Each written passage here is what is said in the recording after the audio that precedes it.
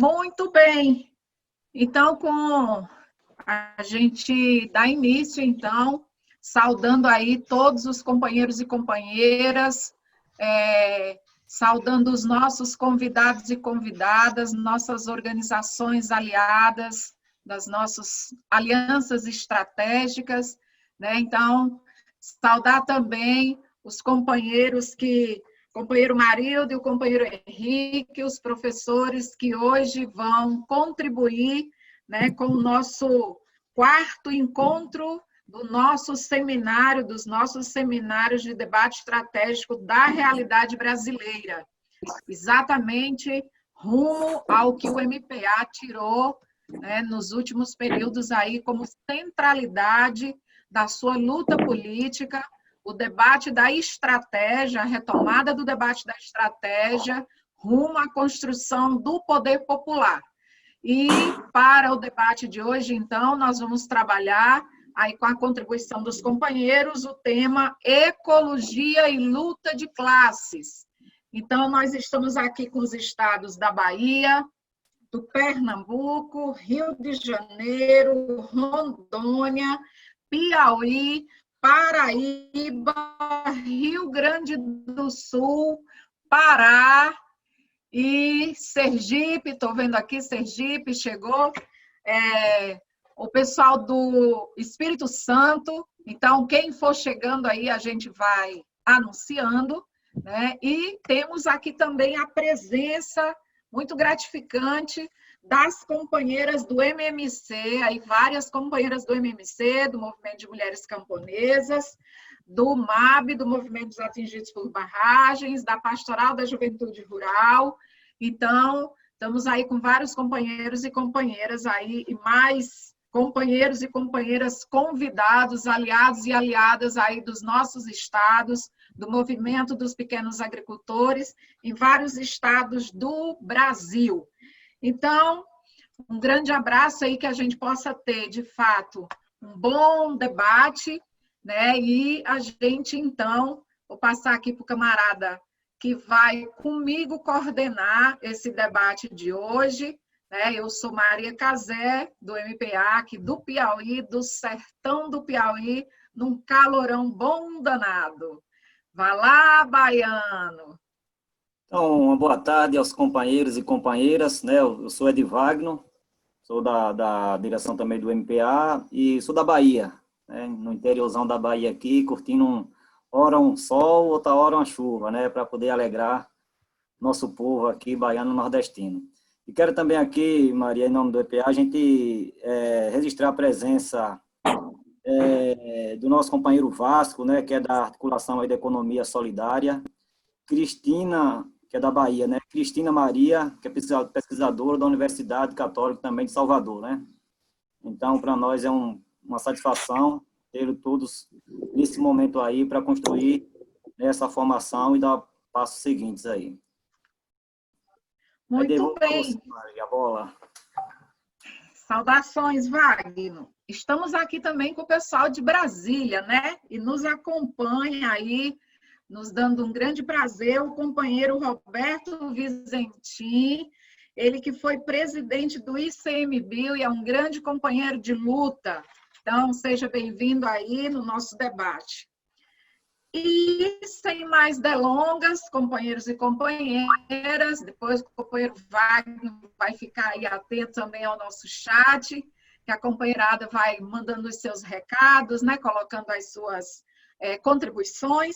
Então, nós vamos iniciar chamando aqui, né, para a nossa sala, para um lado da nossa sala, né, um grande camarada que tem dado uma contribuição extremamente importante e que a gente tem muito orgulho de tê-lo aqui conosco nessa tarde, um companheiro que tem dado contribuições históricas importantes, né? Companheiro Marildo Menegatti. O Marildo é professor, né? Eu vou até aproveitei aqui, professor Marildo, para trazer para o nosso povo, motivar o nosso povo a poder ampliar suas leituras, né? Trouxe aqui até alguns livros que o professor, né, já escreveu aí para a gente poder buscar e aprofundar. Mas antes eu queria dizer, apresentá-lo, né? O professor Marildo, então, ele é graduado em filosofia, é mestre, doutor e pós-doutorado em filosofia. Ele atualmente é professor do Núcleo de Estudos de Políticas Públicas em Direitos Humanos da Universidade Federal do Rio de Janeiro, é professor do Programa de Pós-Graduação de Políticas Públicas em Direitos Humanos e tem uma larga experiência aí na área de teoria crítica e, principalmente, a crítica da economia política da barbárie, militarização do cotidiano e crítica da cultura.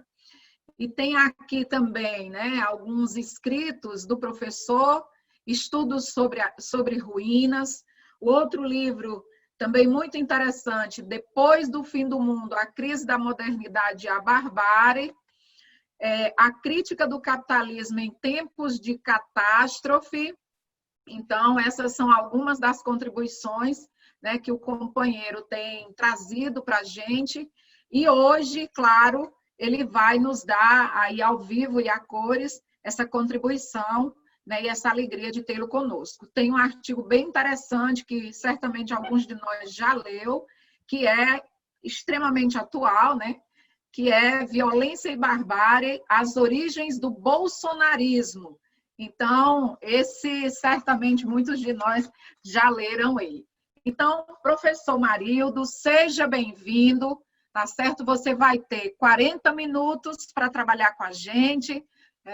Depois, então, nós vamos chamar o outro camarada, que depois a gente vai apresentar, né? O companheiro Henrique Ortega, professor, camarada. Então, professor Marildo, seja bem-vindo. Fique à vontade, o microfone é todo seu. Obrigado, Maria. É um prazer enorme estar aqui com vocês. Queria saudar os amigos do MPA, saudar o Henrique Ortega, Frei Sérgio, que já conheço há longas datas. O tema que me foi proposto, ele é, de fato, um tema muito atual. Ele de certo modo, ele vai cruzar as nossas vidas por muitos e muitos anos, mesmo que o capitalismo acabe, a destruição da natureza acompanhará os nossos destinos, né? Portanto, é uma questão muito complexa. Eu vou tentar ser o mais didático possível, né? Mas nem sempre será possível. Aí no debate nós podemos aprofundar certas ideias, né? Podemos conversar. Um primeiro campo de questões, ele pode ser produzido da seguinte forma: nós podemos tentar entender a relação com a natureza do capitalismo comparando com a relação com a natureza de outras sociedades, de outros tempos históricos. Tá? Esse tipo de aproximação comparativa, ela ajuda a entender bem, né, o que há de diferencial na relação que o capitalismo produz com a natureza, em que lugar o capitalismo coloca a natureza. Né? E, ao mesmo tempo, vai nos ajudar a entender que, mesmo que nós possamos aprender muitas coisas com os povos do passado, né, uma solução da destruição que hoje é produzida em grande escala da natureza, ela só pode ser pensada com algo novo, né? É algo que ainda a resposta não existiu.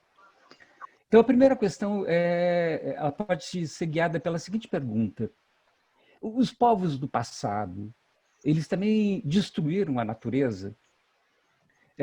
Qual a razão de uma pergunta como essa, né? A razão de uma pergunta como essa é nos mostrar, né, não só que vários povos do passado de fato destruíram a natureza, mas nos mostrar também qual é a razão da destruição da natureza hoje. Né? Então, quando nós comparamos, por exemplo, quando nós comparamos experiências de vida como os povos que viviam, né, nessas terras que se tornaram o Brasil antes da chegada, né, do homem branco, né, aquele que o Davi Copenau chama de o homem da mercadoria, né, no seu belo livro, A Queda do Céu.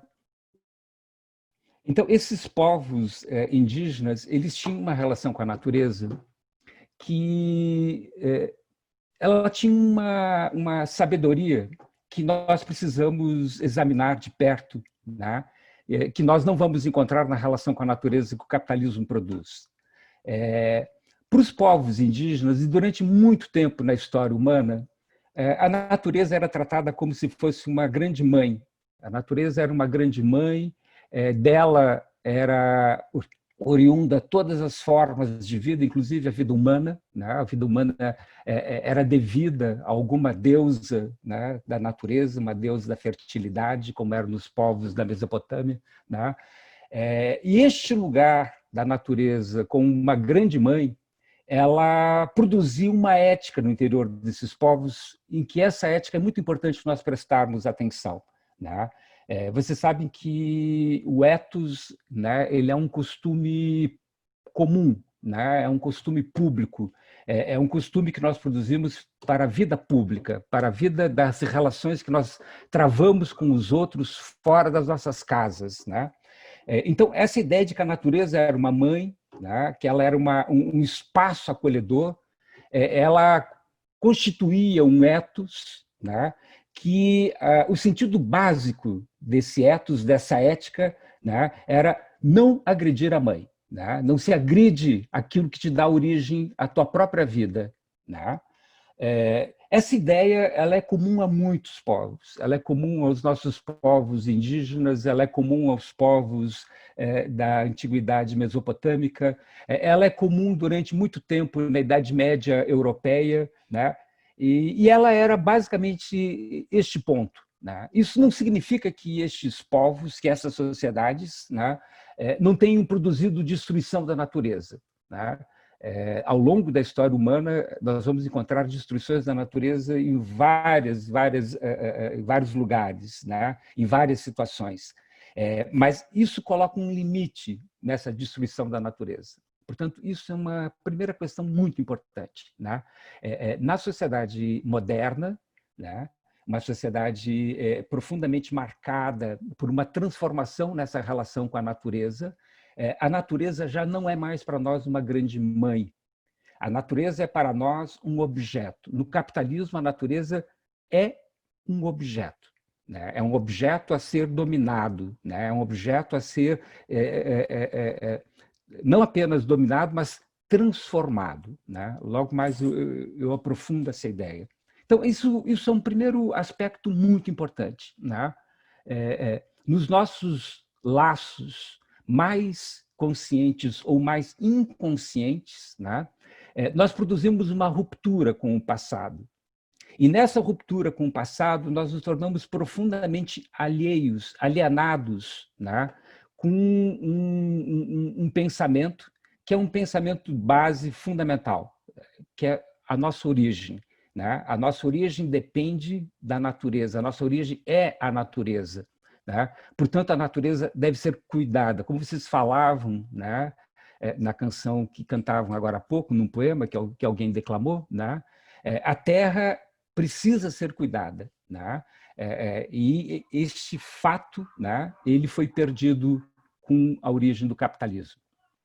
Uma segunda questão, ainda nesse campo de comparação com a relação com a natureza de outros povos, de outras épocas históricas. Eu falava que muitos povos produziram destruição da natureza. Isso é muito comum, né? Isso depende de muitas variáveis, de mudanças ecológicas, de períodos longos de seca. Isso depende de crescimentos demográficos. Isso depende de conquistas, né, de povos por grandes impérios. Vários fatores levaram à destruição da natureza. Um fator que no passado produziu destruição da natureza, do qual nós devemos prestar atenção, porque ele também atua no presente, são formas de fé, né, muito cega, que elas impedem os indivíduos de enxergarem este elemento que eu chamava a atenção, que é essencial para a nossa existência, que é como nós cuidamos da natureza. Eu vou contar um exemplo para vocês, que é o exemplo dos moradores da Ilha de Páscoa. A Ilha de Páscoa ela pertence ao Chile, ela fica a mais ou menos 1.300 quilômetros mar adentro, né? E ela é um pequeno conjunto de ilhas, um arquipélago, do que se sabe dela, né? Ela teria sido colonizada por povos da Polinésia há mais ou menos mais de 1.000 anos atrás, né? Um pouco menos de 1.000 anos atrás. E estes povos tinham uma crença, eles produziam um tipo de escultura, um totem chamado moais. Né? Os moais eram formas desses povos homenagearem seus espíritos.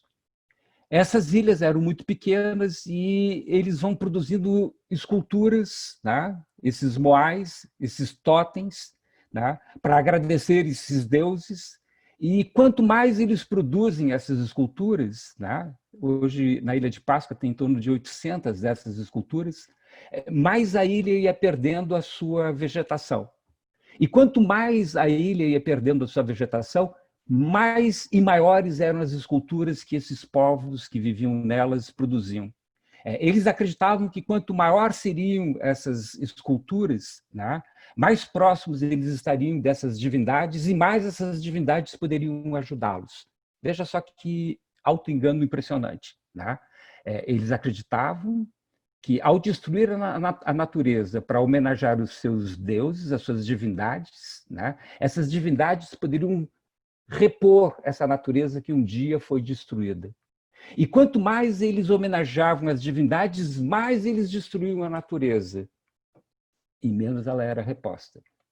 Portanto, veja, esse tipo de pensamento, né, que eu chamo de um pensamento fechado, né, ele é um fechamento fundamentalista, um fechamento, um tipo de pensamento tautológico, né? Ele é também muito importante para nós entendermos o que eu vou falar, então, sobre essa relação entre natureza e capitalismo. Né?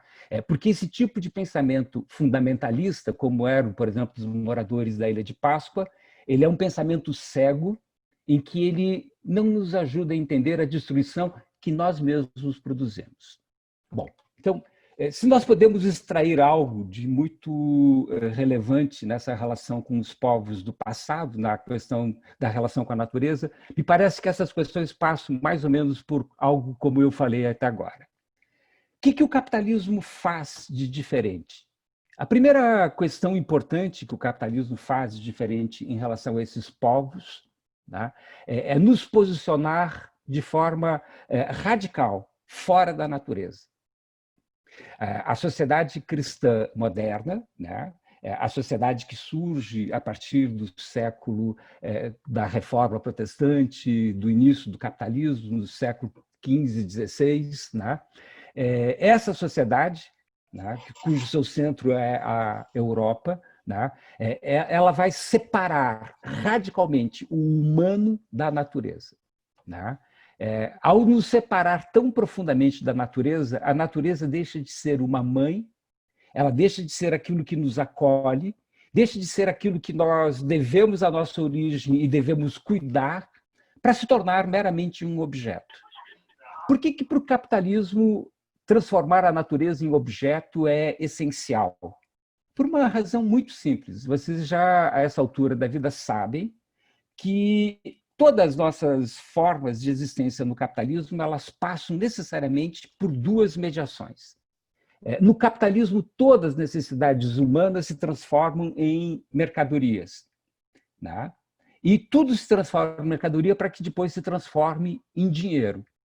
Portanto, num sistema de vida social em que tudo é mercadoria e que tudo precisa se transformar em dinheiro, a natureza é um objeto para se transformar em mercadoria. A natureza é um grande laboratório, um grande mundo objetivo, né?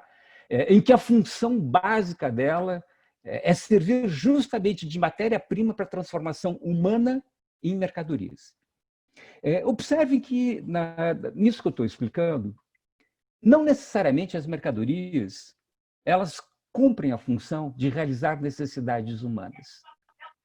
As mercadorias podem ter vários sentidos. Por exemplo, né, uma mercadoria que é difícil nós explicarmos a sua necessidade humana são as bombas. Ou, mais duro ainda, né, os artefatos nucleares, como as bombas nucleares. Essas bombas, os armamentos, todos eles exigem imensa transformação de matéria. Nós precisamos transformar a natureza para produzir esses artefatos de destruição. Né? E, não obstante, esses artefatos de destruição, apesar de serem mercadorias e mercadorias muito caras, eles não são necessários humanamente. Mas, então, vejam, o capitalismo transforma a natureza em um objeto, e ele transforma a natureza em objeto porque ele precisa transformar tudo em mercadoria. E ele precisa transformar tudo em mercadoria porque o único sentido, o sentido mais profundo do capitalismo é transformar dinheiro em mais dinheiro. Essa é a lei básica, é o princípio supremo, é o grande imperativo categórico da sociedade capitalista. Portanto, vejam, no ethos do capitalismo, nós encontramos apenas essa lei, transformar dinheiro em mais dinheiro. Como essa lei é a lei suprema, e para poder transformar dinheiro em mais dinheiro, tudo deve ser mercadoria, tudo deve ser transformado em mercadoria, não é possível olhar para a natureza como um espaço de cuidado. Vejam, ao aceitarmos esse imperativo, nós aceitamos um cegamento, nós nos cegamos. É verdade, nós achamos que a natureza ela é infinita. Nós achamos que a natureza é interminável, se vocês me permitem. Nós achamos que a natureza, né, ela é incomensurável. Quando nós olhamos e começamos a contar os grãos de areia de uma praia, né, essa mesma infinitude dos grãos de areia de uma praia nos parece ser a natureza enquanto um todo.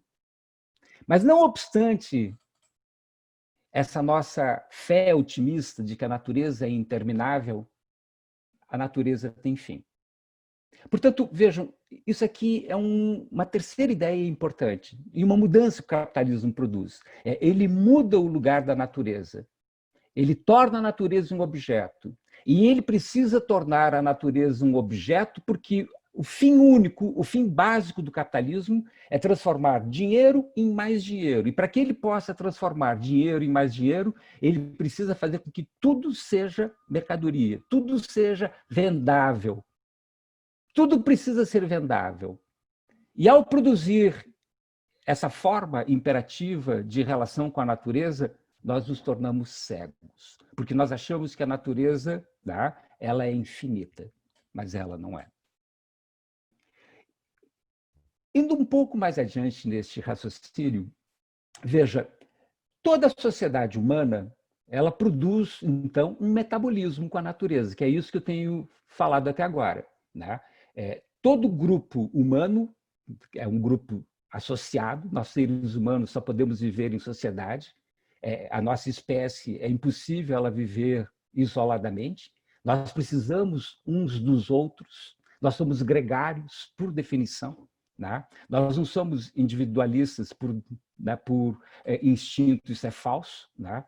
Nós, por instinto, precisamos nos agregar aos outros, nós precisamos conviver com os outros, nós somos uma espécie sociável.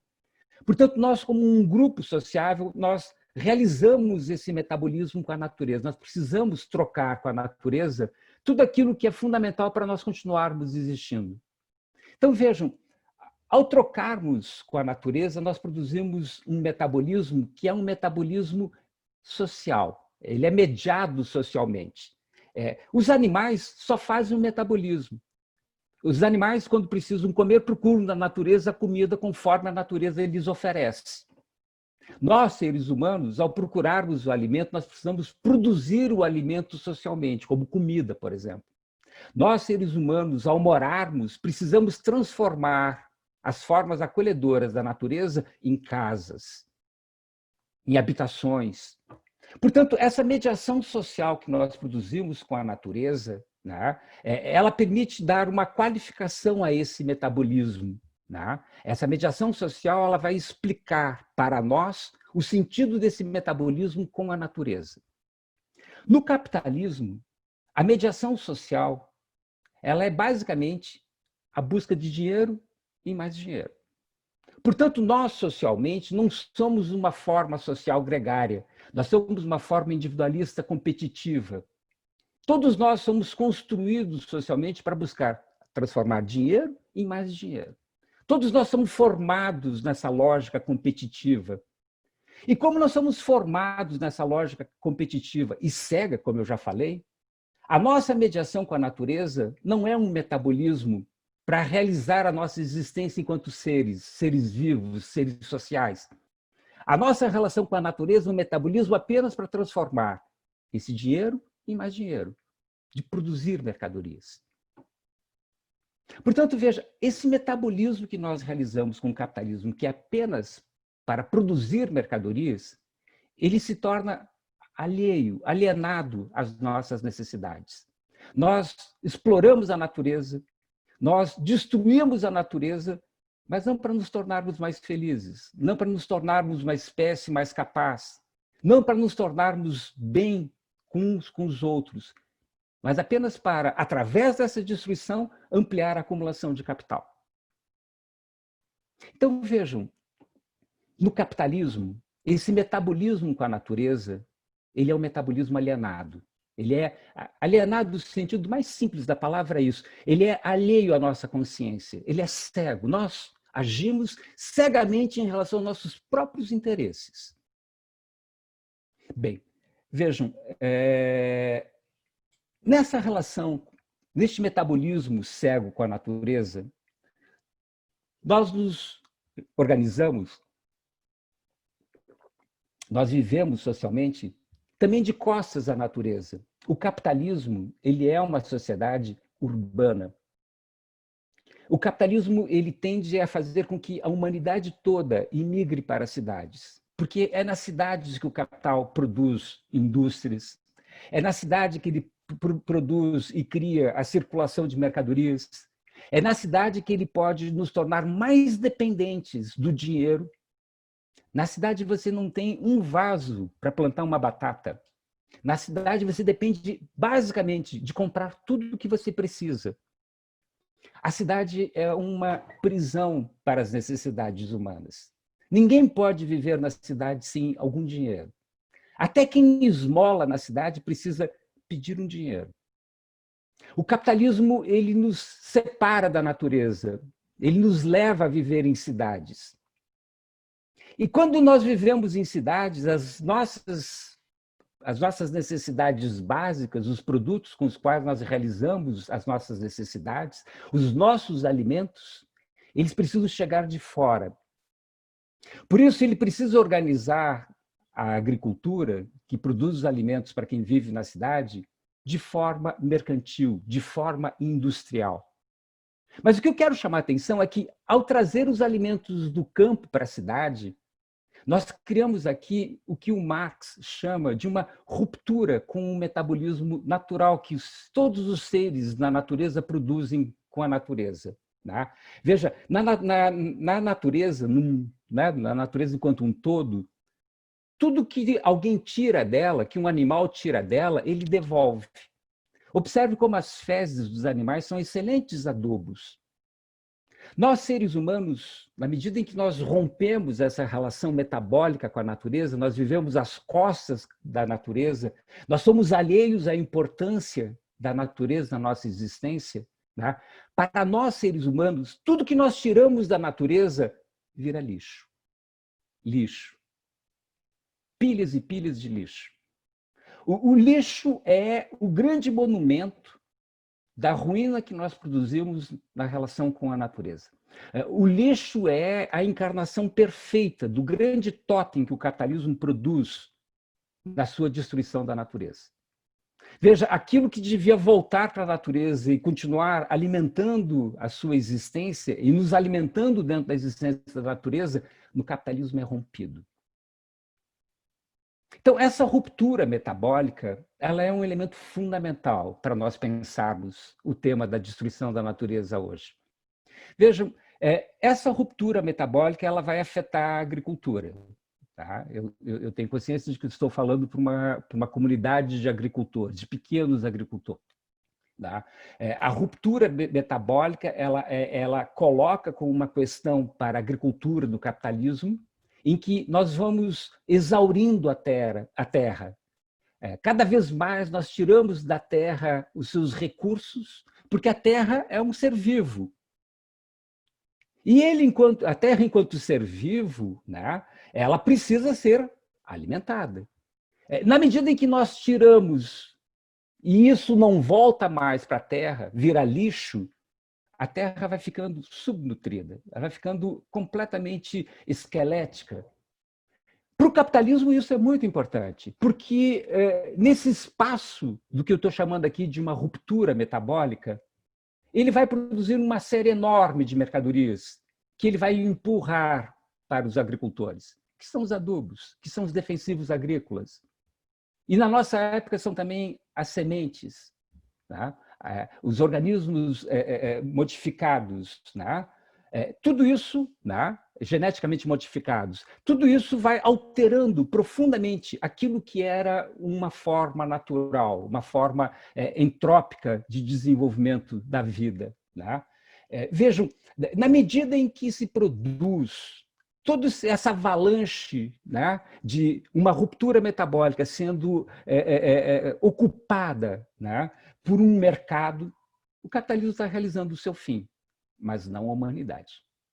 O capitalismo realiza seu fim porque, por algum tempo, nós podemos adubar a terra com produtos químicos. Nós podemos usar alguns adubos químicos de forma eficiente durante algumas décadas, mas não durante o tempo todo. Nessa toada, nessa ideia que eu estou aqui desenvolvendo, né, observem, o capitalismo ele exaure e vende remédios. Os adubos são os remédios. É uma farmácia, uma farmacologia que o capital cria para sanar um ente vivo que é a terra, que está ficando cada vez mais doente.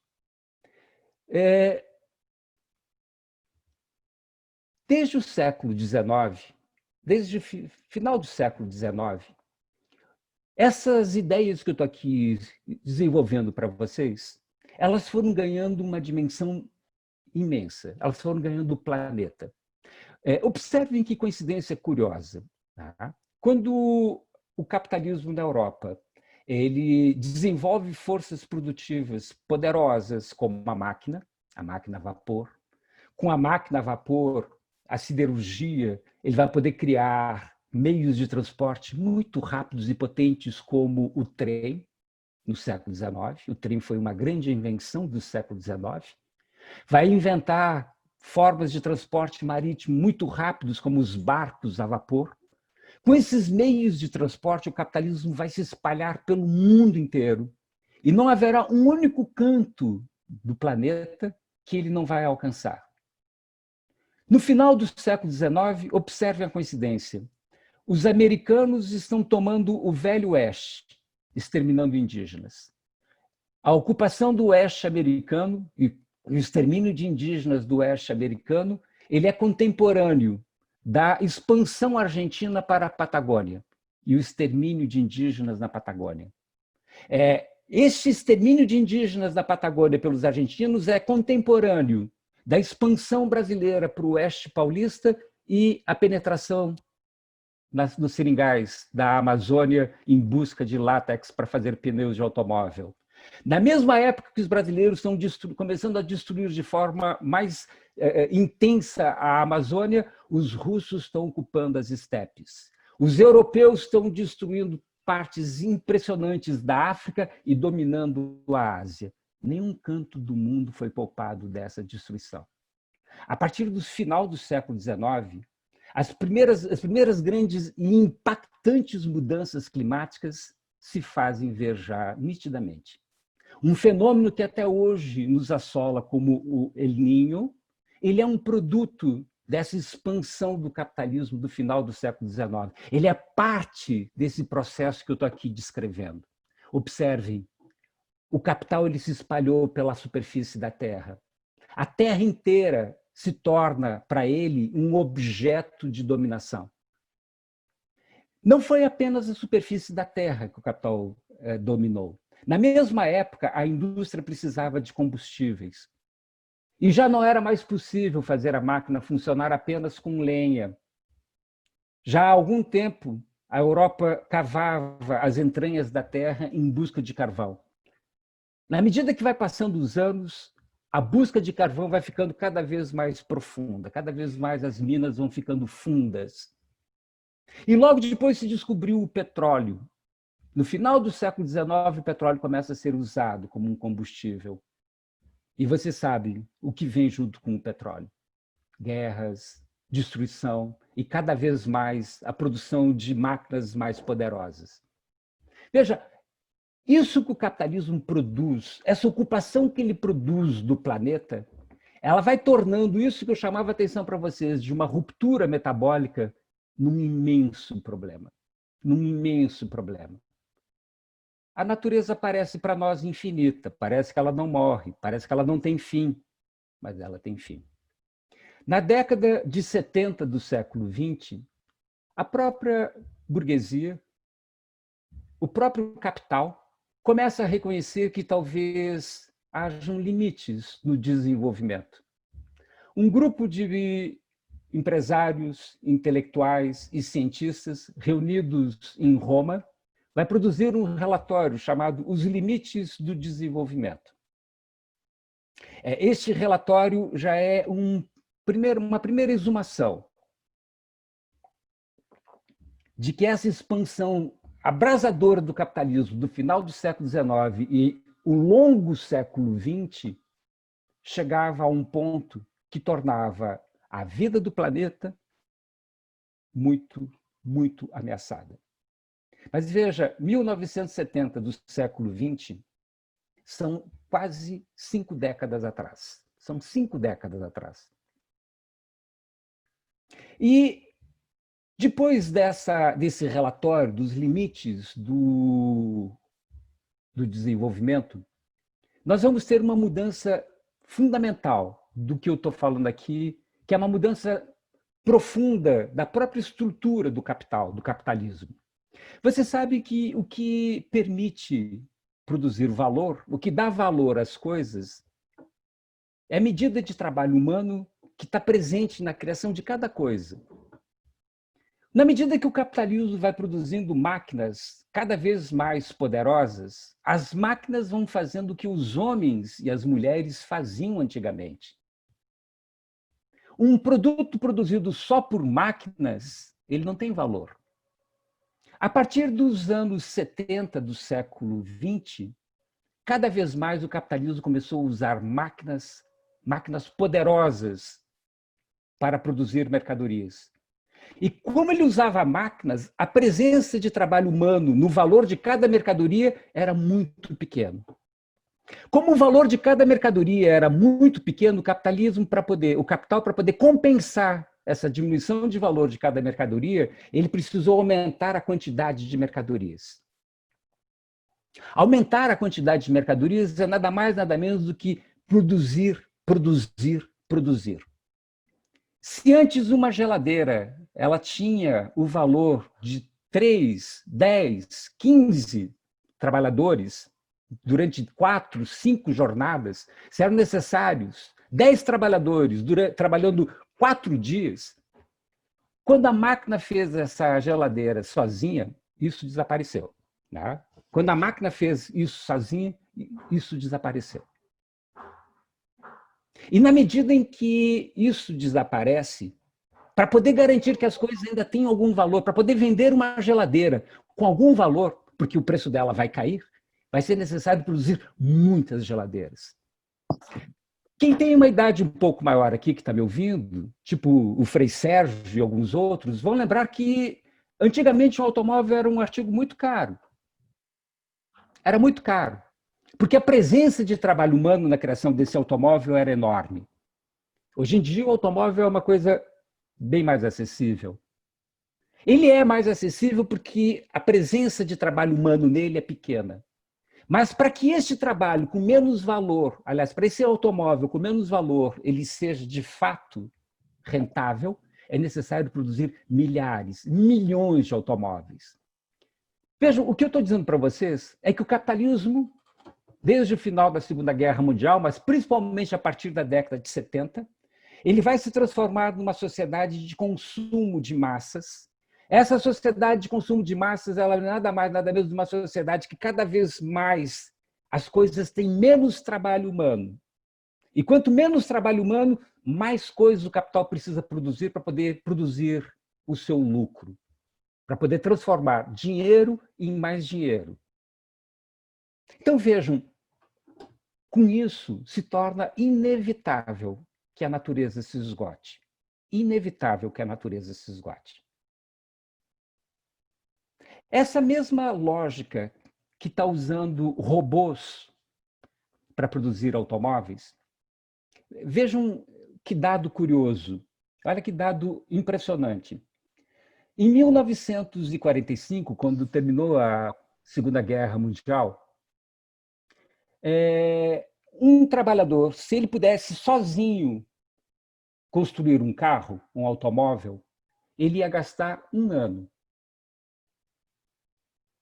E em 1996, este mesmo trabalhador, se ele pudesse construir um carro sozinho, ele, num ano, podia construir 6 carros.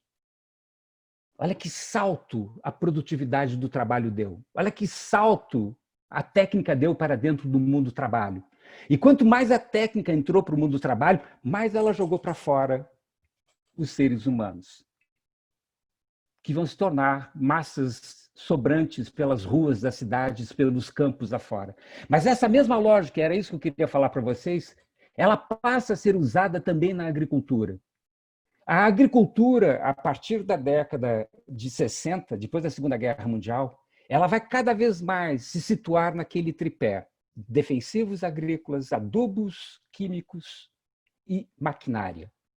Hoje em dia, essa organização cada vez mais artificial da agricultura, né, ela pode produzir campos e campos, tá, semeados apenas por máquinas, controladas por GPS. Portanto, vejam, tá, nós não apenas estamos vivendo uma época em que o capital ele elimina o trabalho humano, ele joga o ser humano para fora do processo de produção, como o capital coloniza completamente a produção agrícola e, ao colonizar a produção agrícola, ele precisa produzir quantidades imensas de mercadoria para poder sustentar a sua valorização, a sua acumulação. Não há planeta que suporte isso. Não há planeta que suporte isso. A partir da década de 80 e 90, a ideia de que nós tínhamos chegado no limite do planeta, ela vai se tornar uma realidade acachapante. Essa realidade nós podemos medir por muitas coisas. Nós podemos medir pela mudança climática, pelo aquecimento global. Nós podemos medir pela destruição de florestas. Nós podemos medir pela destruição de rios, pela escassez de água, pelo crescimento de desertos, e etc, etc, etc. Para se ter uma ideia do que eu estou falando aqui, né, e eu já vou encaminhando a minha fala para a conclusão, observem os biomas que compõem a natureza no Brasil. Observem, por exemplo, a Amazônia. Um dos estudos mais importantes sobre a Amazônia, tá, justamente sustentava a ideia de que aquela floresta ela não poderia ser utilizada, tá, de forma intensiva para a produção de mercadorias. Aquela floresta ela precisava ser respeitada na sua forma, né, mais ou menos fechada de existir. Aquela quantidade imensa de árvores exigia uma quantidade grande de água. Água e árvores, né, era um equilíbrio necessário para a Amazônia. E na medida em que se destruíam as árvores, as águas também começariam a desaparecer. E essas teorias, todas elas trabalhavam com a ideia de que uma floresta como a Amazônia, ela teria um ponto que seria o ponto limite, a partir do qual ela produziria uma inflexão. Se calculava se era possível destruir 15, 20, 25% da floresta e ela ainda continuar o seu ecossistema. Vários autores recentemente falam que este ponto de inflexão da Amazônia foi ultrapassado. Tá? E a ultrapassagem do ponto de inflexão... Por favor, alguém está com Valdeci, desliga o microfone, Valdeci. Ligamos ele por aqui. Então, vários autores falavam... Professor. Tá. Vários autores falavam recentemente, né, que este ponto de inflexão da Amazônia possivelmente foi ultrapassado. Vejam o Pantanal. Tá? Vejam o Pantanal. Outro, né, outro ecossistema que forma a nossa natureza. Né? E o que nós vemos hoje no Pantanal não é apenas o desastre, né, de ações criminosas que vão tocar fogo, né? Mas é também um limite. Aqui o conjunto daquele ecossistema chegou, em que o ar, né, a umidade do ar vai ficando cada vez mais baixa. Olhem um ecossistema como a Mata Atlântica, que faz parte desse processo de colonização do Brasil. Né? Hoje restam apenas 7% da Mata Atlântica. Olhem para o sul, onde o Frei Sérgio mora. Né? Parte do Pampa já começa a se desertificar. Portanto, vejam, minhas camaradas e meus camaradas camponeses, a luta por uma agricultura camponesa é uma luta pela vida, é uma luta pela preservação da natureza. Porque o que o capital faz é colonizar a natureza em largas proporções, em grandes doses, né? E ele precisa fazer isso porque a escala do capital, a escala de acumulação do capital, né, ela é cada vez mais esse desastre que eu estava aqui descrevendo. A última ideia que eu vou sustentar aqui, e concluo, ela será muito rápida, é que a crise ecológica é também a crise do capitalismo. Tá? Uma não é a causa da outra, tá? Mas elas coincidiram.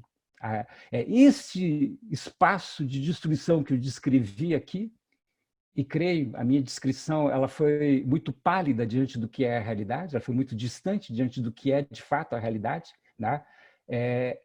Essa destruição da natureza coincide com o momento da mais grave crise do capitalismo. O capitalismo ele entra, a partir de 2008, 2009, numa crise muito profunda. Nessa crise muito profunda, o capitalismo entra, né? Salvar a humanidade e salvar a natureza é a mesma coisa. E para salvar a humanidade e salvar a natureza, nós temos que finalmente destruir o capital. Nós não temos mais outra escolha. Veja, nós temos que mexer não apenas nos problemas da distribuição da riqueza que o capitalismo produz. É verdade, o capitalismo sempre foi uma sociedade injusta. Mas o problema do capital não é apenas distribuir de forma injusta a riqueza que ele produz. O problema do capital é que ele é uma forma de produção, ele é um modo de produção altamente destrutivo. Nós temos que modificar um modo de produzir. E não existe nada mais importante do que o modo de produzir alimentos. Nós precisamos restabelecer na forma de produção de alimentos o metabolismo com a natureza. Nós temos que criar uma forma social em que no seu metabolismo com a natureza ele não seja mediado pela imposição da busca de transformar dinheiro em mais dinheiro. Nós temos que produzir um metabolismo com a natureza em que o sentido dele não seja transformar a natureza num objeto, numa base, numa matéria-prima de uma mercadoria. Essas ideias, elas são ideias muito caras para quem quer produzir um futuro. E eu acredito que estou falando para pessoas que querem, de fato, criar um futuro. Mais uma vez, eu agradeço o convite de vocês. Maria, te devolvo a palavra. Obrigado.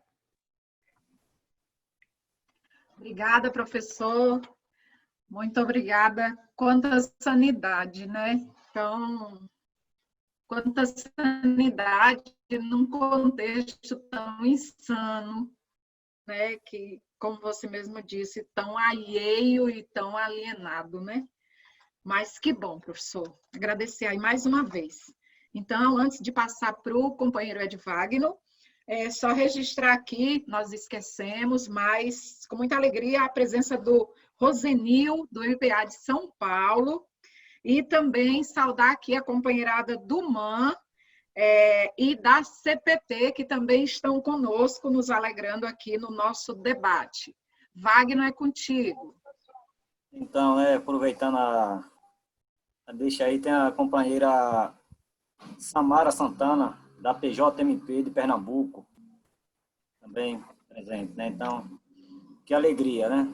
Esse momento, estamos aí com nossos companheiros e companheiras do MPA e das outras organizações aí, somando nesse processo de formação. Então, assim, após a gente ouvir o Marildo, né, com a sua belíssima explanação, vamos agora ouvir para depois interagir aí com o companheiro Henrique Ortega. Então, o Henrique Ortega, graduado em Engenharia Química pela Universidade Nacional Autônoma do México, é mestrado e doutorado em Engenharia de Alimentos pela Universidade Estadual de Campinas. Atualmente é professor na Faculdade de Engenharia de Alimentos, na mesma universidade, né, Estadual de Campinas. E tem experiência na área de Ecologia de Sistemas, Economia Ecológica e Engenharia Ecológica, né? Então, assim, companheiro, professor, se sinta abraçado e bem acolhido aí pela nossa militância, né? Então, fica contigo aí, 40 minutos, chegando, faltando 7 minutos aí a Maria Casé arriba a plaquinha aí, e os companheiros e companheiras que vão intervir, né, para poder complementar, para também fazer perguntas, enfim, que pode ser utilizado o chat e também o microfone aqui da nossa tribuna. Então, eu vou compartilhar uma apresentação na tela.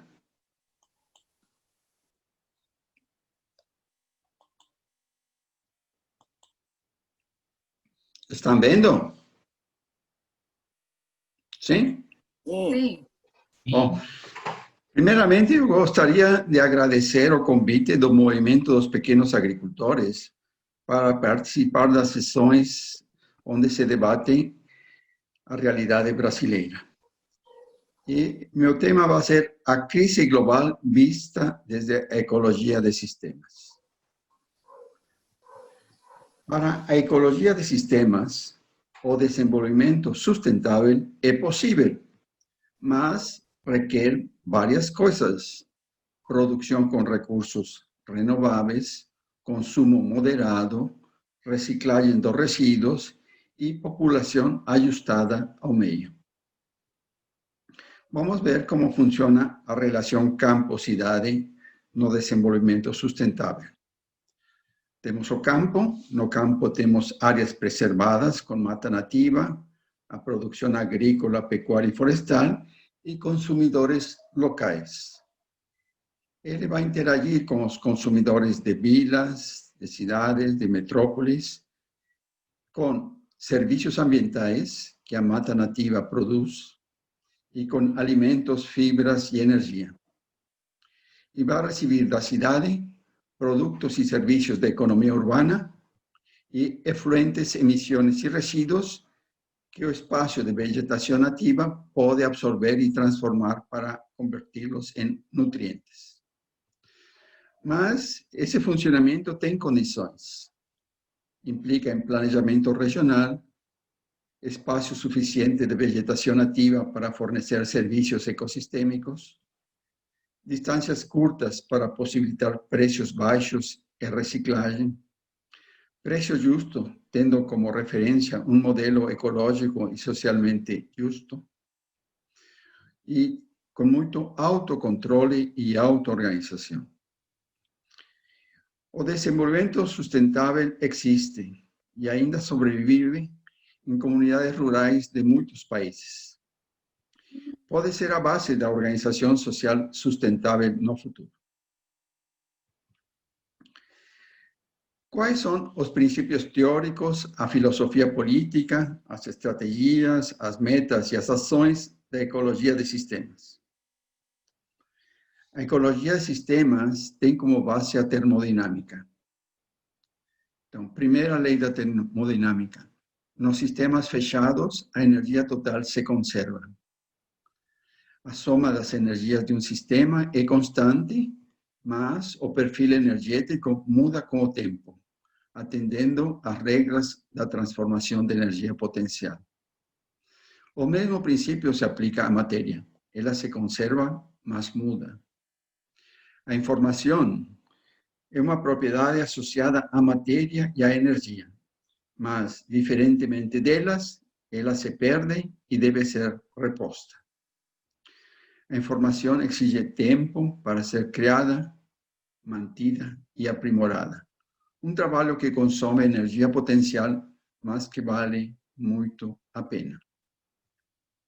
A informação de boa qualidade é a base da auto-organização e possibilita a transição a novos estágios de evolução. Vou marcar em amarelo esta frase porque é muito importante. A energia e a matéria manifestam-se como energia com potencial útil, que denominamos exergia, trabalho realizado, que denominamos energia, e a energia que se degrada no processo de transformação da energia potencial, que é calor dispersado. E tem uma regra. A regra diz que a exergia se converte em trabalho e calor de baixa intensidade. A soma das energias é constante, mas o perfil delas varia muito com o tempo. Então, podemos partir de uma grande quantidade de exergia, energia potencial, mas com o tempo ela vai mudando. Vai produzindo trabalho, energia, mas também vai se degradando. A energia é trabalho realizado. Que coisa é trabalho realizado nos ecossistemas da biosfera? Compostos químicos e bioquímicos, estruturas físicas, informação e auto-organização. Vida em várias formas. Os acúmulos de energia sofrem destruição ao longo do tempo. Então, a exergia, a energia potencial, vai sendo transformada em energia degradada, calor e trabalho realizado. E agora vamos ver o trabalho como acúmulo. Na biosfera, há forças que criam acúmulos e forças que os consomem. A formação desses estoques pode levar meses, décadas, séculos ou milhares, milhões, bilhões de anos. Os acúmulos realizam funções ecológicas que beneficiam os ecossistemas e a biosfera. Constituem a riqueza da Terra. As forças que destruem os acúmulos podem causar extinções. Então, vamos usar um triângulo para as extinções. Tem havido muitas extinções ao longo da história da Terra. E hoje estamos na 6ª extinção em massa, que se deve à ação humana. No cosmos, há inúmeros sistemas que realizam vários tipos de trabalho. Eles dispersan energia interna, conduzem energia, transformam e acumulam energia, producem estoques diversos, como sedimentos, produtos químicos, biomassa, informação e organização.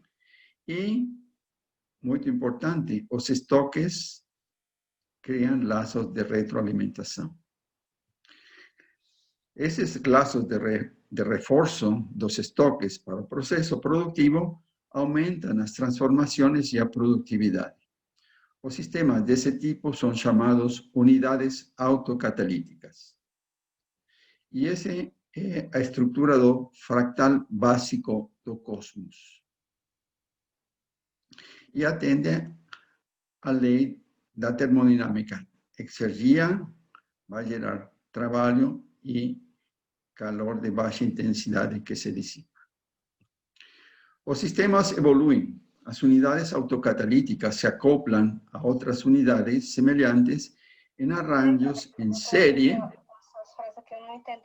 e em paralelo.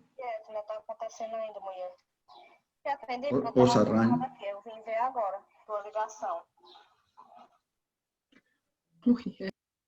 Posso continuar? Perdão, professor, pode continuar, por favor. Os arranjos de produção e consumo mudam com o tempo e desenvolvem ciclos de crescimento e decrescimento. Como se aproveita a energia disponível em uma área? Existem as fontes renováveis externas, que são aproveitados pelos produtores, as plantas e algas que fazem fotossíntese. Eles dispersan energia usada e produzem biomassa, que é aproveitada pelos consumidores primários, pelos secundários e os terciários. E todos eles geram resíduos. E esses resíduos ainda contêm energia potencial, que pode ser aproveitada pelos decompositores, que retornam nutrientes ao sistema. E esses nutrientes permitem que o sistema se reactive e entre em um novo ciclo de produção. E essa seria uma cadeia trófica baseada em recursos renováveis naturais. No cosmos, a intensa e simples exergia inicial interagiu com ela mesma e gerou novas formas de energia e depois materiais e informação. Então, a exergia inicial, primordial, teve uma interação com ela mesma e produziu energias diferentes. E essas energias diferentes interagem no processo e formam novos recursos. E assim vai por diante esse processo, que continua sempre. A evolução resulta das variações que ocorrem nas interações onde participam os recursos obtidos ao longo do tempo. Então, as exergias vão gerar trabalho mais calor. O calor é a energia degradada de baixa intensidade sem capacidade de realizar trabalho. A sua energia é zero. Ele se dispersa e sai do sistema. Por outro lado, como o trabalho é uma forma nova de exergia, que possui toda a energia usada na etapa anterior, é uma energia potencial que pode ser usada em outros processos da rede de transformação de energia. Então, o trabalho é uma exergia diferente e também é energia usada previamente. Cada insumo traz exergia e, junto com ela, seu trabalho de formação, energia. Energia é a memória da exergia utilizada previamente. Então, vamos a ver outro processo. Energia da biosfera entra em um sistema e vai se degradar. Mas, antes de produzir, vai precisar de energia do recurso B, energia do recurso C e energia do recurso D. Então, essas energias são todas as exergias que foram incorporadas nos processos que levaram à produção dos produtos B, C e D. São produzidos recursos que vão para outros sistemas e a exergia do produto contém toda a energia contida nas exergias dos recursos utilizados. A energia degradada que se dispersa não possui capacidade de realizar trabalho, mas se o resíduo é material, após um trabalho de reciclagem, pode ser reutilizado. Então, toda a energia usada vai ser igual à energia dos produtos e no calor dissipado não sai nada de energia. A transformação das energias gera exergia com novas propriedades, novos usos e também energia degradada, que não tem uso. Então, é a energia de um recurso básico se combina com energias de diversos recursos energéticos para produzir um produto. E nesse produto, a exergia dele contém a soma das energias dos recursos utilizados na interação. O produto, trabalho, integra a energia usada e recebe o nome de energia. Relações fundamentais. A transformidade é um parâmetro que se obtém ao dividir a energia utilizada no processo, pela exergia do produto. Essa propriedade, a transformidade, nos permite converter exergia em energia na contabilidade energética. Então, um fluxo de energia em joules por ano multiplica-se pela transformidade para obter um fluxo de energia por ano. E se nós temos um fluxo de massa anual, se faz o mesmo processo, se multiplica pela transformidade em massa para obter fluxo de energia. E isso permite ter todas as contribuições que participam em um processo nos mesmos termos. E dessa forma podemos somá-los, compará-los entre si e com outros sistemas. Essa é a base da contabilidade e o diagnóstico de sistemas, que eu não vou falar nesta apresentação, simplesmente coloco aqui porque é importante para o futuro. Tudo pode ser expresso em termos de energia, trabalho prévio. Este enunciado é a base da contabilidade ecológica dos sistemas. Então, temos aqui um processo em que entra energia primordial, temos energias das várias formas de exergia, com novas funções e mais concentradas que se produzem na primeira etapa do universo, e a energia fica tão concentrada que explode, e os recursos materiais das explosões são diferentes. E essa poeira cósmica vai formando agregados e compõe estrelas e planetas que interagem. E um conjunto muito grande de planetas formam as galáxias, e as galáxias, um conjunto muito grande delas, formam os quásares, e os quásares são atraídos por buracos negros, que são um sumidouro de energia e matéria, que produzem recursos materiais das explosões estelares, e dessa forma o universo se recicla. Mas vamos a ver o que acontece no nosso planeta. Na superfície do planeta, denominado biosfera, existem três energias atuando. A energia da força gravitacional da Lua, a energia do calor interno da Terra e a energia da radiação solar. E ao longo de milhões de anos, nos processos de interação foram formados muitos estoques. Estoques geológicos e biológicos.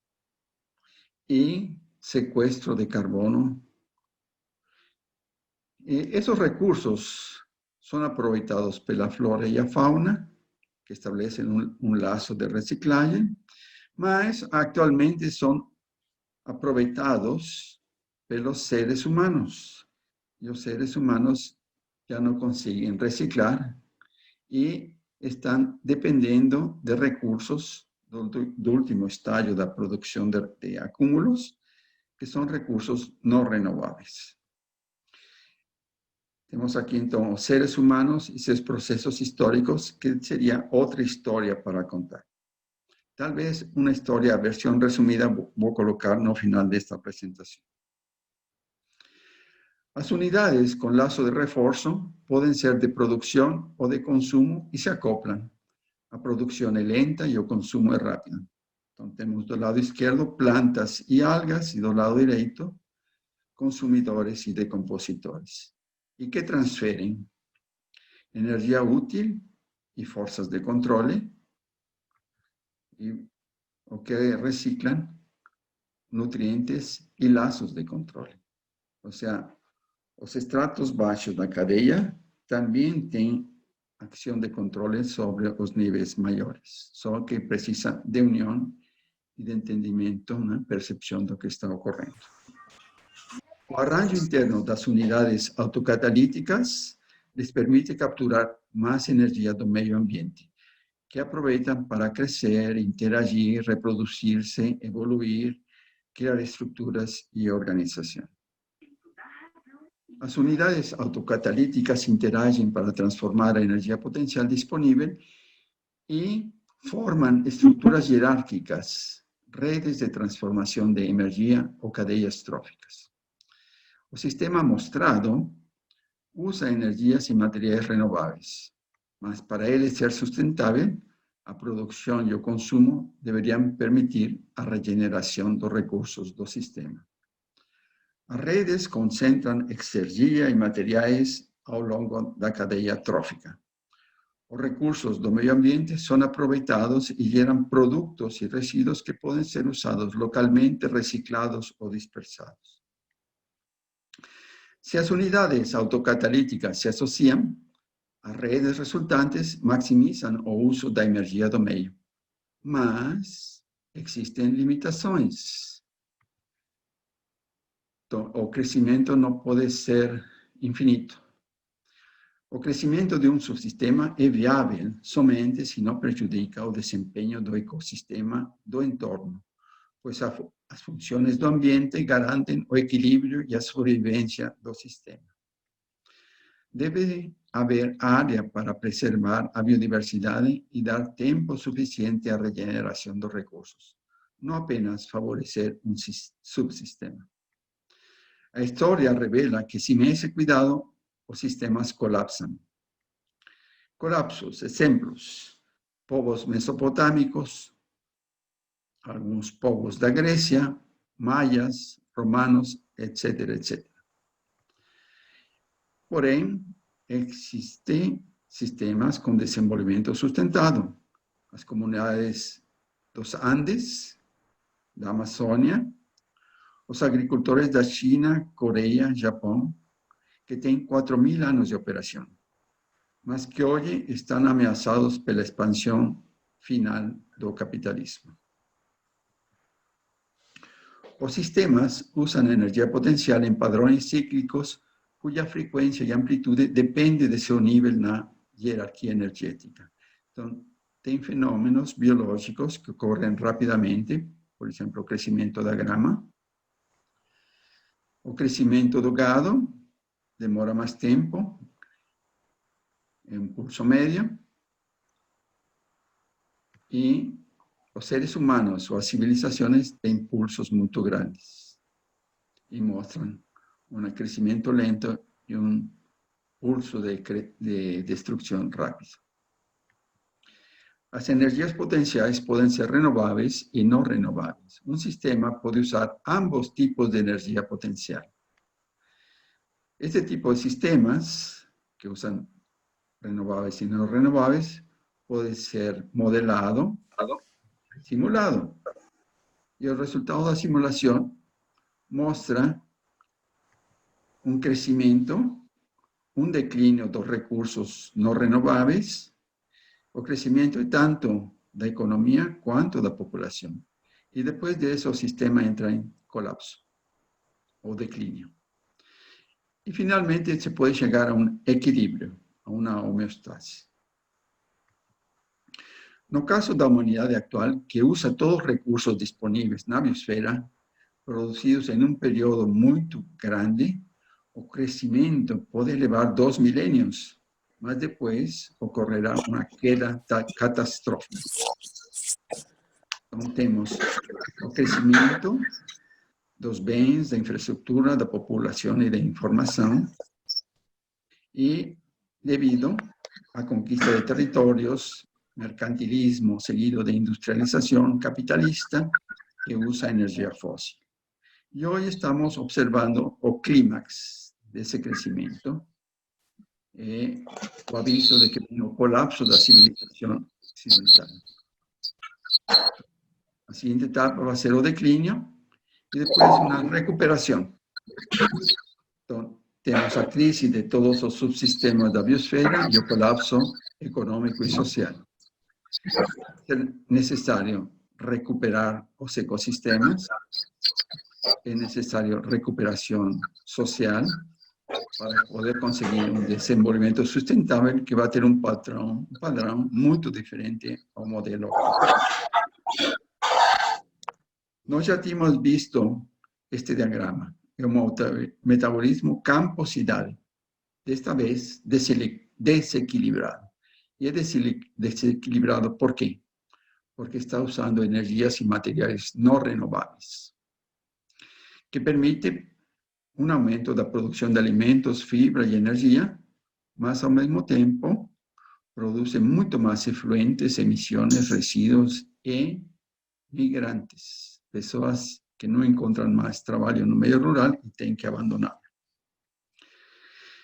Então, o fato de haver mais efluentes e emissões exigiria mais áreas para absorver os impactos.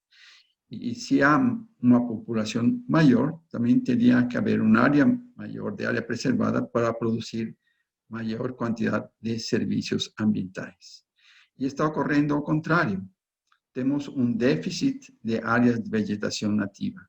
E isso vai agravar as mudanças climáticas. Então, é uma situação que algumas pessoas han definido como Koyaanisqatsi, que na linguagem Hopi significa vida sem balanço, vida em desequilíbrio. O sistema renovável usava fluxos renováveis e passou a usar estoques que se esgotam. Ocorre um grande crescimento que vai ser seguido de colapso.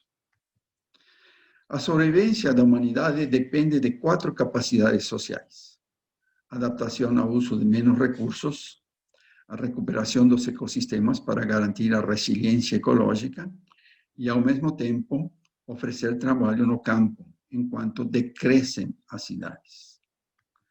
Deixar de usar os recursos dos estoques que causam problemas ambientais e sociais.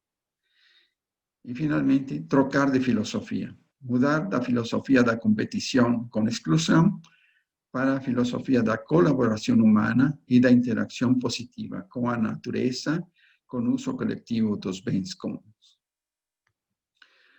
Se o ambiente muda, a humanidade deve mudar para se adaptar.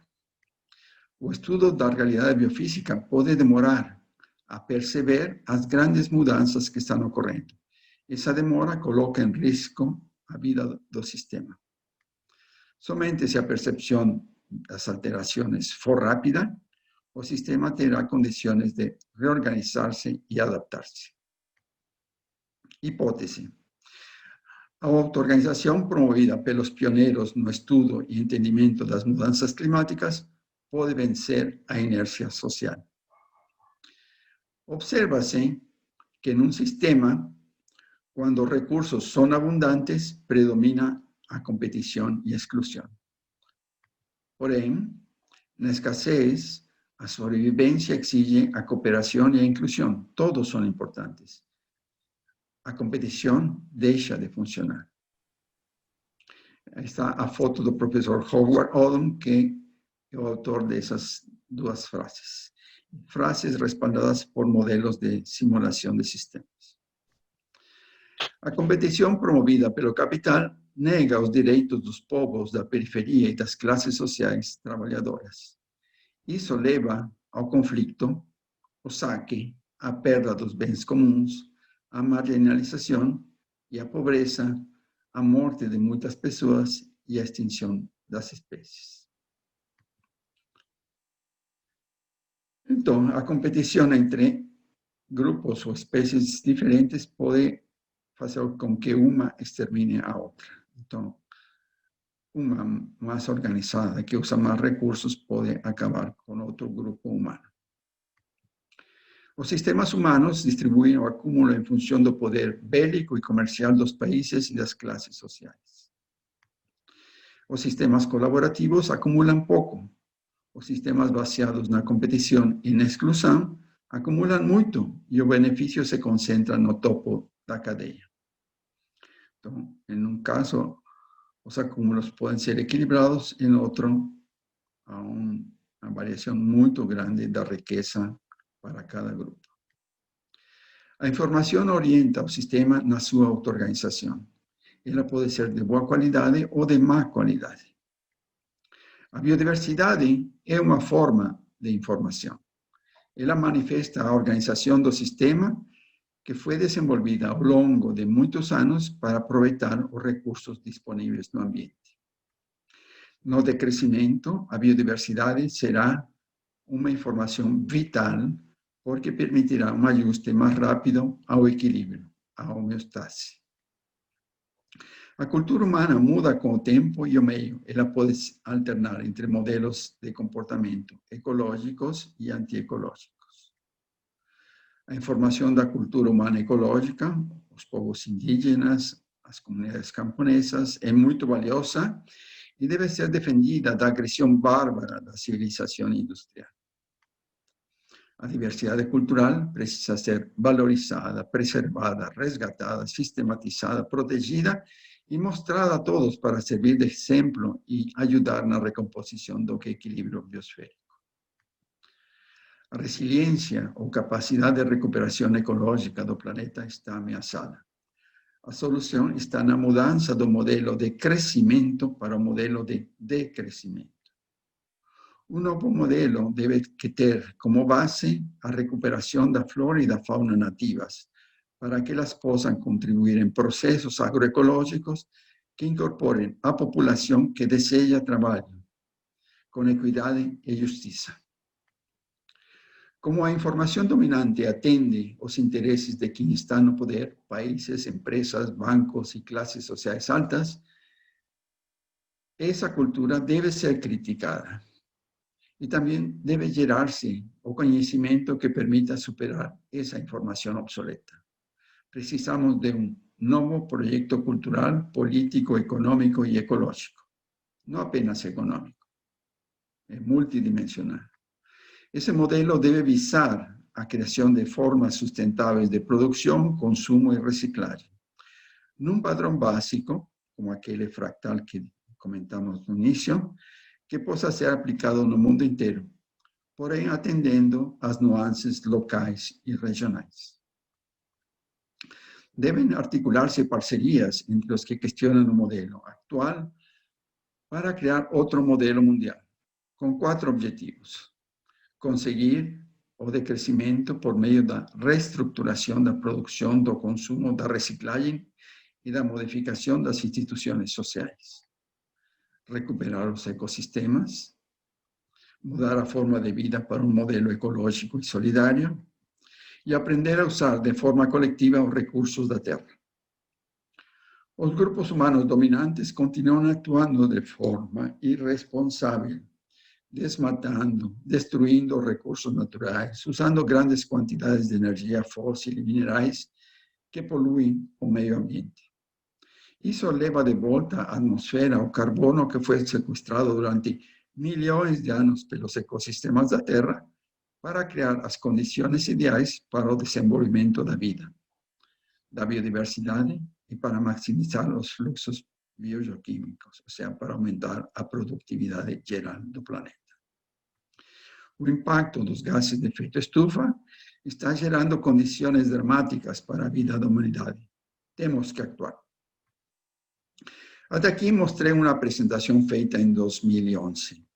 Passados 9 anos, vejo que a situação do ambiente político mudou muito, as possibilidades de contar com o apoio do governo e da população diminuíram.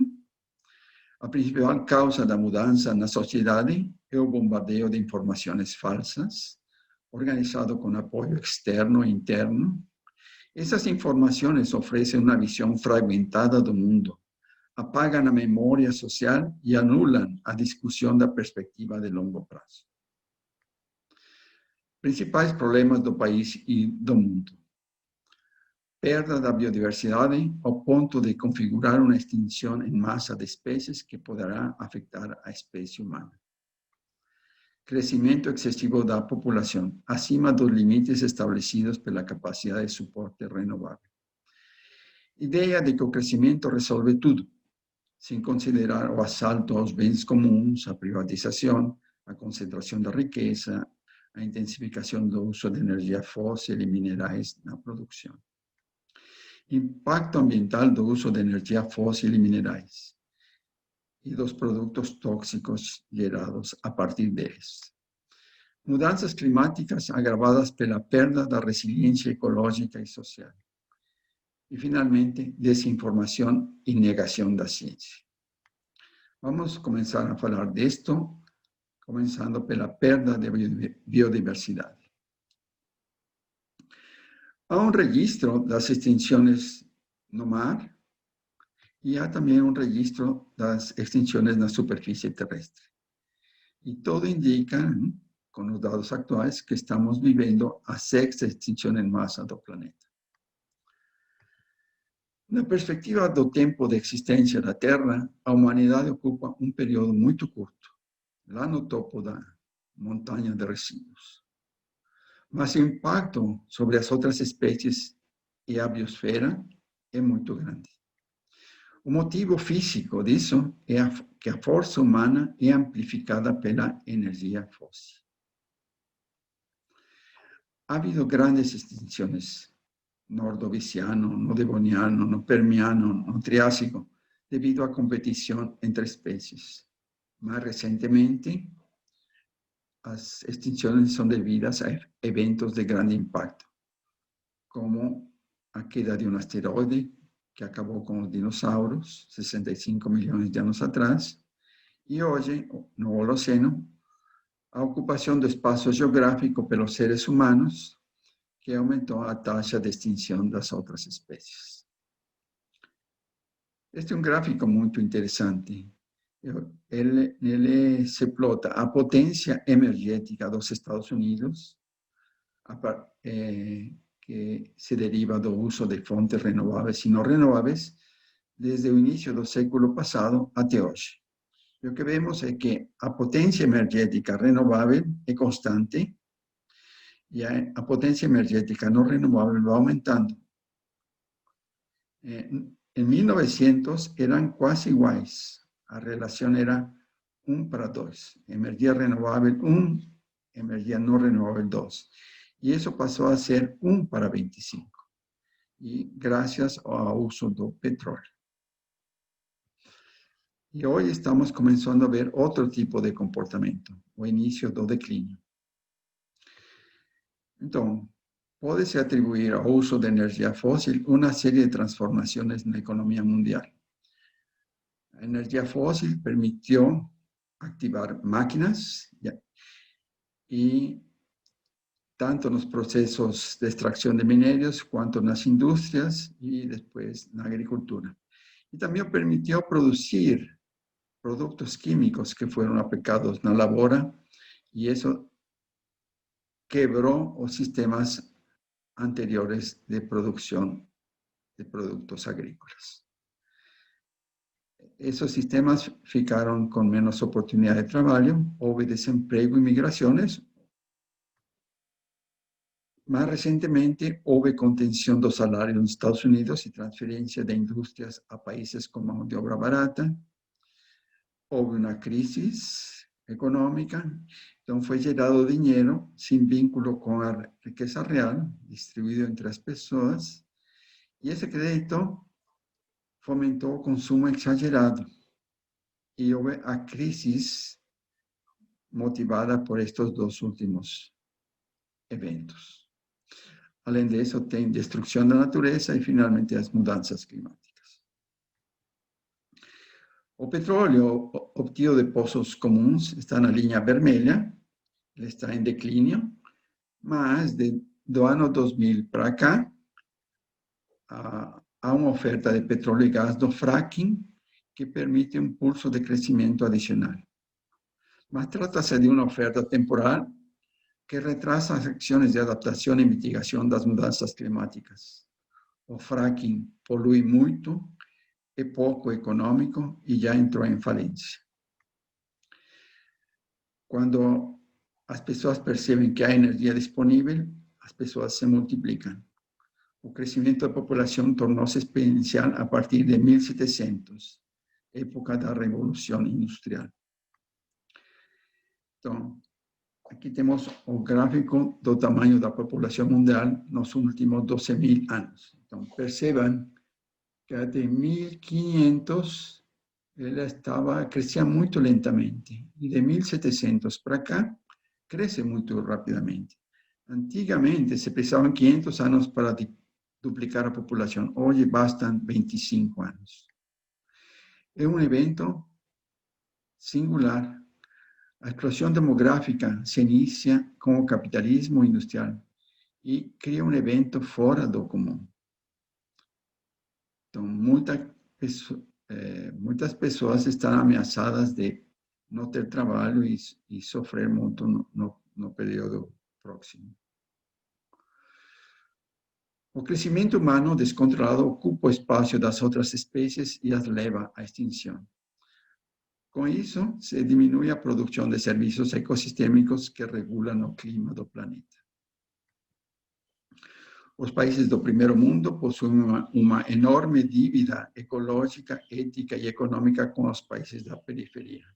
Então, os países da Comunidade Europeia são os que usaram primeiro a energia fóssil, basicamente carbono e petróleo, depois os Estados Unidos, outros países da Europa, Sudeste Asiático e China crescendo muito, e o consumo e a produção de CO2 da Índia, África, Oriente Médio, América Latina e Caribe é comparativamente menor. Gráfico dos ciclos biofísicos globais. Pode perceber-se que há uma relação entre a concentração de CO2 na atmosfera, a temperatura média global e o nível do mar. E podemos ver que, recentemente, há um incremento da concentração de CO2 na atmosfera fora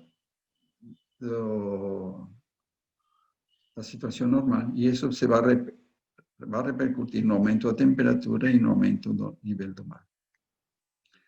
Este é um gráfico famoso feito pelo MIT, a solicitação do Clube de Roma, que mostra o crescimento e o declínio. O crescimento está a um nível além da capacidade de sustentação de populações, que é obtido quando se usam recursos naturais de forma renovável. Vivemos do petróleo. Nossa comida é petróleo modificado. O impacto ambiental está vinculado à forma como se distribui a renda no mundo e ao estilo de vida das pessoas. Então, 10% dos mais ricos geram metade do CO2 e 50% da população mundial responde por apenas 10% das emissões de CO2. A evolução da população e tendências do futuro, de acordo às Nações Unidas. As Nações Unidas ainda não considera o colapso, mas considera a necessidade de ajuste da população. Então, a educação e a política devem visar objetivos coerentes de crescimento, descentralização, resgate dos ecossistemas e sequestro de carbono, recuperação da cultura resiliente e da justiça, fim do uso da energia fóssil e da extração massiva de minerais, redução da desigualdade, preços e salários justos, reforma agrária e ecológica, visão sistêmica, crítica e propositiva. Nos preocupa a pandemia global neste momento e devemos estudar suas causas e os efeitos dela. Ao mesmo tempo, devemos estudar as próximas crises e seus desdobramentos para poder actuar de forma correta. A crise insolúvel do capitalismo e a grande ameaça colocada pela ação humana ao longo da história recente, as mudanças climáticas. Ondas. Eu já estou terminando. Então, temos aqui ondas que ameaçam os nossos botes. Existem ondas de crescimento capitalista. Hoje está sendo divulgada a sexta onda, que já inclui sustentabilidade,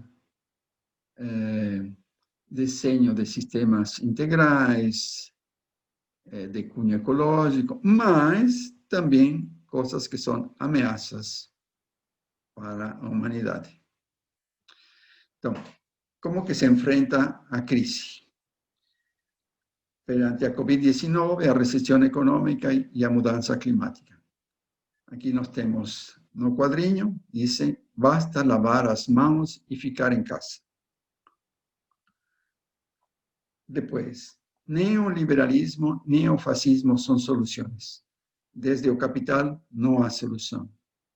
E, finalmente, Precisamos de informação científica de boa qualidade e articulação social. A economia ecológica desde a perspectiva da síntese energética. Os sistemas e suas economias mudam. Vamos a ver em forma resumida, com 5 imagens, a história da evolução humana para descobrir o conceito denominado síntese energética. A síntese energética nos permite ir além da visão da economia usada na análise dos atuais sistemas de produção e consumo para observar e entender a relação entre a natureza e os seres humanos ao longo da evolução, usando conceitos das ciências biológicas, exatas e sociais. Uma perspectiva ampla para analisar um fragmento do sistema.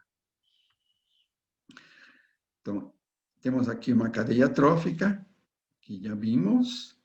Temos os recursos renováveis sendo transformados pelas plantas e algas, a produção de biomassa vegetal e o consumo pelos animais. A espécie humana ocupava uma posição intermédia na cadeia trófica do ecossistema.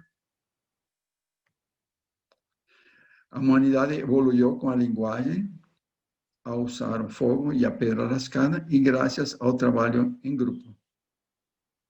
Então, a humanidade passou a usar os recursos da vegetação, dos consumidores primários, secundários, terciários e minerais, tudo. Com esses recursos foi possível aproveitar todos os recursos de uma região. E assim a humanidade conseguiu sobreviver, mudar de estrato na rede alimentar e ocupar toda a superfície do planeta. A agricultura e a criação de animais permitiram criar acúmulos de alimentos e água. Isso mudou o estilo de vida das populações humanas. Então, com recursos renováveis, se podem produzir acúmulos e a existência desses acúmulos permite a vida em assentamentos e tempo livre para fazer inovações. E isso, então, gera informação, estruturas, organização e cultura. Os acúmulos permitiram ter tempo para beneficiar, para gerar conhecimento que beneficiou aos povos. Mas também houve inovação para saques, sequestros, escravidão e guerras para ocupar territórios. O uso de recursos não renováveis e o uso predatório de recursos renováveis, sem olhar as consequências no futuro, levou ao caos social e ambiental. Então, temos agora grandes cidades com distribuição injusta da riqueza,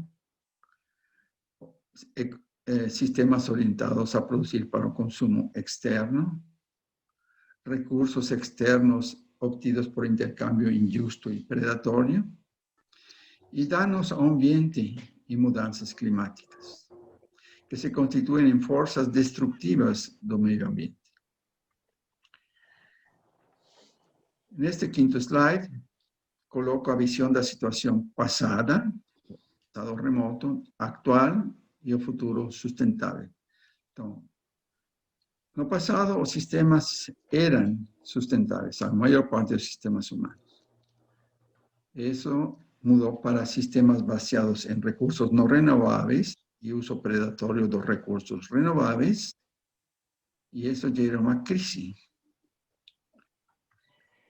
Para sair da crise, temos que ter como referência como funcionam os sistemas sustentáveis.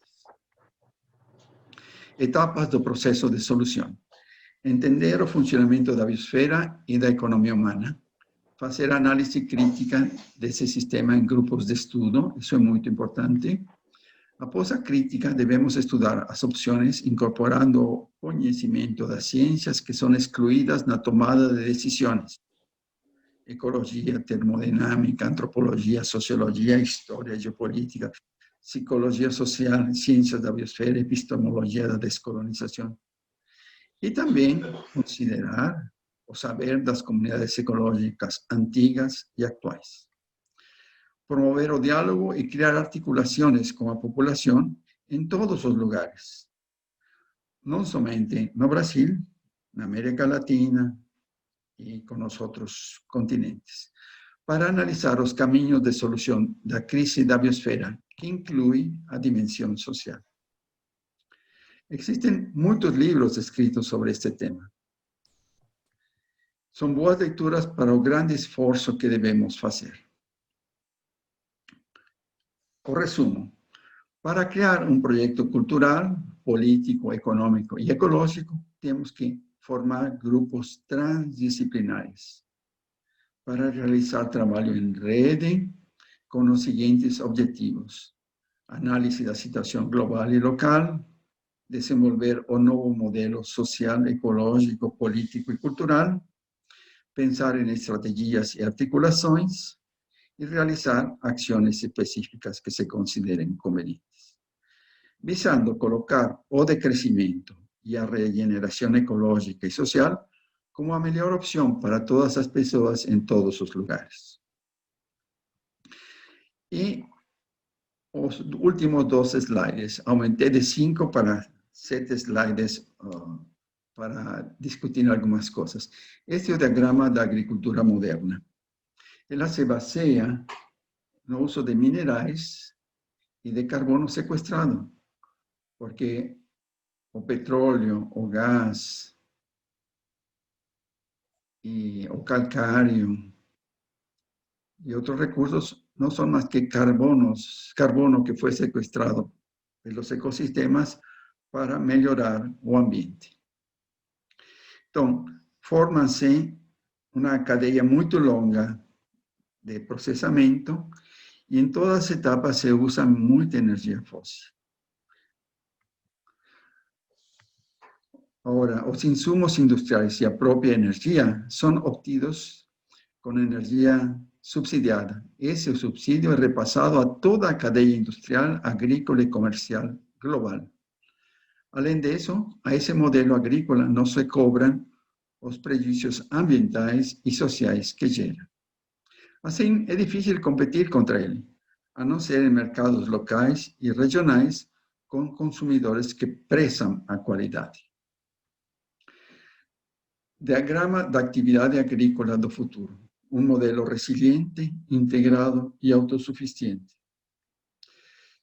Então, devemos analisar e comparar os sistemas com a ajuda da ecologia de sistemas e da filosofia da libertação. Conseguir os meios necessários para reconfigurar a economia global e local. Nessa tarefa, precisamos visualizar um novo sistema global com sistemas regionais de agricultura ecológica interligados a cidades sustentáveis de menor escala, com apoio popular e científico para fazer planejamento regional nas bacias hidrográficas.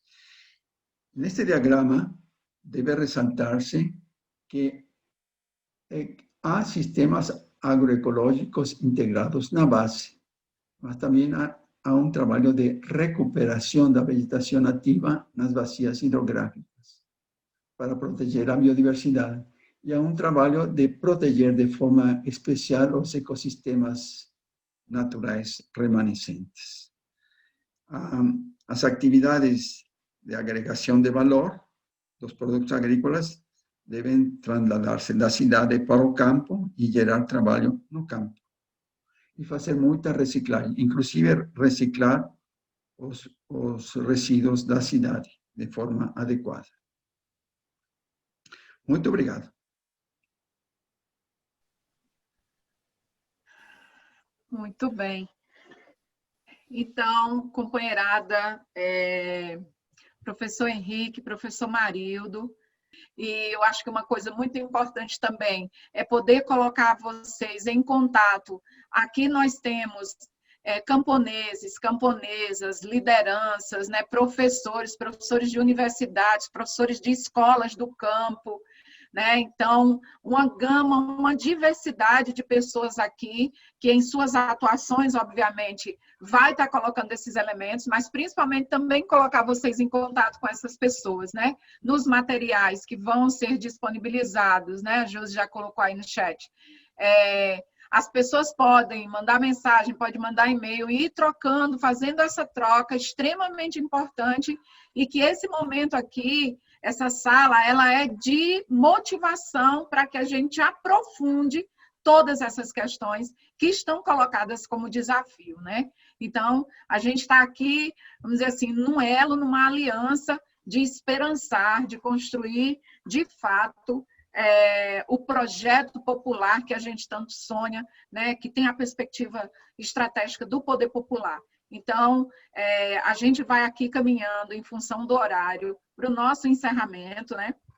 E queria aqui também, né, também motivado pelas falas dos professores e da companheirada que interagiu aqui, que participou de forma muito profunda e muito rica, né, lembrar dessa passagem do Marx, quando ele recebeu e respondeu a carta da Clara Zetkin, em 1881, quando ela lhe questionava, lhe perguntava de qual seria o futuro das comunidades camponesas ou das comunidades russas, e ele respondeu de uma forma que eu acho que é muito atual e que revela muito para nós nesse momento que nós estamos vivendo, né? Que eram consideradas, de fato, atrasadas, como disse o professor Marildo, né? Então, eram consideradas arcaicas, atrasadas, mas eram justamente essas comunidades que poderiam trazer e construir o novo, né? Aonde beberia a humanidade, aonde renovaria a humanidade, né? Então, eu acho que isso é muito, muito profundo e muito atual para nós, nesse momento que a pergunta está colocada. Essa pergunta que a Clara fez para o Marx está colocada para nós nos tempos atuais. E eu acho que tanto o Marildo quanto o Henrique, os professores trouxeram justamente essa questão, essa reflexão que o Marx colocou já em 1881. Então, passo agora para a Josi, né, para a Josi fazer aí os finalmente. Minha mãe terra, eu planto em teu chão para colher o verde, para colher o doce mel, para sentir o cheiro do açafrão, que exala no tempero da panela. Meu suor rega o plantio, do hortelã, do alecrim, do manjericão, do feijão guandu, como a chuva faz com o rio. Meus sonhos surgem como ventos, sonho dormindo na cama quente, sonho acordado semeando girassóis, pelo árduo caminho do destino do campo. Mãe Terra, esperança sagrada, divina habitação da atmosfera, planeta que luz irradia, universo em que tudo se transforma. Sob o meu manto de flora soam lamentos de vidas, do homem, da mulher, do bicho, do sanhaço da serra. Marivaldo Pereira. Companheiros e companheiras, com tanta mística do que significa a terra, de tudo isso, né? Do plantio, do cuidado, da vida, que cada um e cada uma de nós gera todos os dias no campo, né? Produzindo alimento, produzindo sabedoria, produzindo, né, todo esse debate que a gente trouxe hoje aqui também, né, com os dois camaradas, com Marildo e com Ortega, que a gente quer agradecer aos dois professores por essa belíssima contribuição. A gente costuma dizer que a cada terça-feira, quando a gente sai do seminário, a gente sai com uma gana maior de querer saber mais, de querer aprofundar mais sobre o tema. E, de fato, essa é a missão de vocês, né, em compartilhar esses minutos, né, essas 3 horas da tarde conosco, né, com os militantes do MPA e com as demais organizações. Então, o nosso sentimento é de gratidão e de muito agradecimento pela disponibilidade, Marildo, tua, pela tua disponibilidade também, Ortega, de poder contribuir com a gente, né?